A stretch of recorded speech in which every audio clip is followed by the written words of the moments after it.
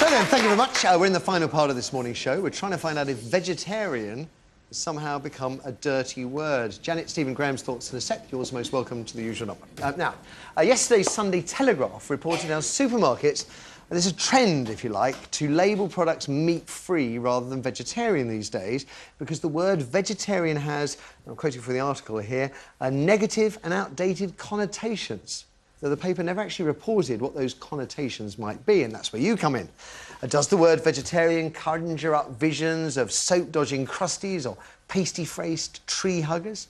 The shifting trend has actually frustrated some vegetarians who claim the term meat-free is not the same as vegetarian. An example one of the vegetarians here gave just before they fainted was cheese.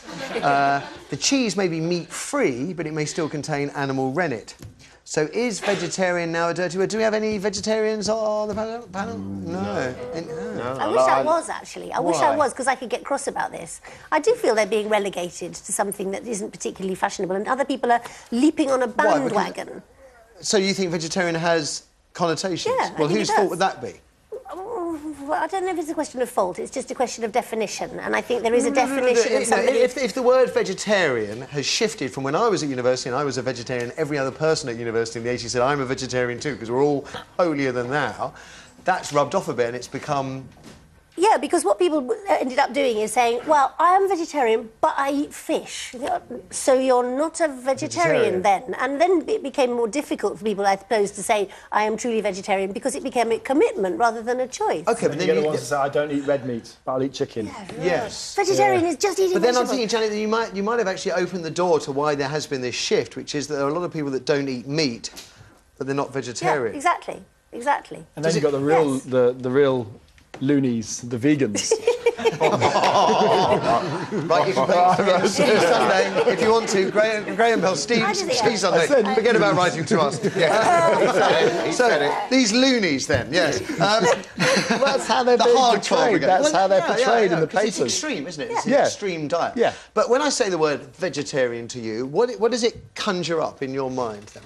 As a sportsman, it conjures up someone who's going to have a very difficult job of getting enough energy into their body, and also spending a lot of time out in Austria and Switzerland, you just get laughed at. I mean, if you ask for something vegetarian in an Austrian restaurant, they'll bring you the vegetables and the potatoes without the meat. Yeah, but you can't. And they'll still pour gravy all over it. Some Austrians find it funny if you park your car in your garage. It's just a peculiar Austrian thing. Yeah. Stephen, does the term vegetarian conjure up a negative? Is there a negative? As a comedian, I would say that I, in the past, have been known to mock our vegetarian cousins, but obviously, realistically, I don't think it conjures up anything negative at all. I don't think it does at all. You don't think there's a stereotype? You hear someone says, you know, they're a vegetarian, that you might be inclined to start thinking votes Liberal Democrat, wears open-toe sandals. Absolutely not. I think that is a very old-fashioned ideology. I mean, now that in this modern world that we're living in, there's so many different types of vegetarian-type food you can get.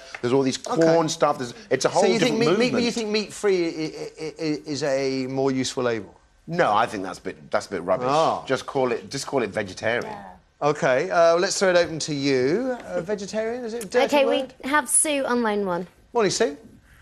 Well, good morning. Good I've morning. fit all the descriptions. Pasty face. Good morning, Matthew. Good morning. And to your team. I'm flummoxed here. I'll have to go and have some cheese to get the energy to get through the next few minutes, I think. OK. I am vegetarian. I'm fit all the bills and all the descriptions in many, many ways. Other than I do hug trees, but that's because I love trees. I wouldn't eat an animal because I see them as my friend. Would you vote Liberal Democrat? Nobody I'm not does a Liberal that anymore. Democrat either. I'm certainly a political person, but I wouldn't say I'm an extremist, and Okay. I'm not Liberal Democrat. If anything, I probably have a core value with green edges. But Okay. as far as the vegetarian part of it goes and the meat-free description, Yeah. as has already been said, there are a multitude of different ways of being vegetarian now. Well, no, there aren't. There aren't, because Sorry? somebody who eats fish isn't a vegetarian, are they? Absolutely, I don't eat fish. I don't eat anything with a heartbeat and eyes. I'm not talking about you, but if someone says they're a vegetarian and they eat fish, they're not a vegetarian by definition, are they? No, they're not. Right. So there's only one form of vegetarian, that's people that eat vegetables and nothing That's else. right. Right. Scallops don't have eyes, and they don't have heartbeats either. Well, the moment a potato winks at me, I'm in serious trouble. Anyway, is the term meat-free more useful than vegetarian? I'm worried as to why they've done it. If they're trying to be politically correct or persuade people in another way, I would be concerned. OK. I'm concerned about advertising descriptions. That bothers me.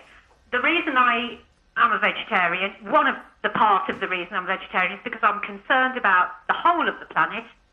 I'm concerned about animal welfare. I feed my dogs and my husband meat. They are not vegetarian.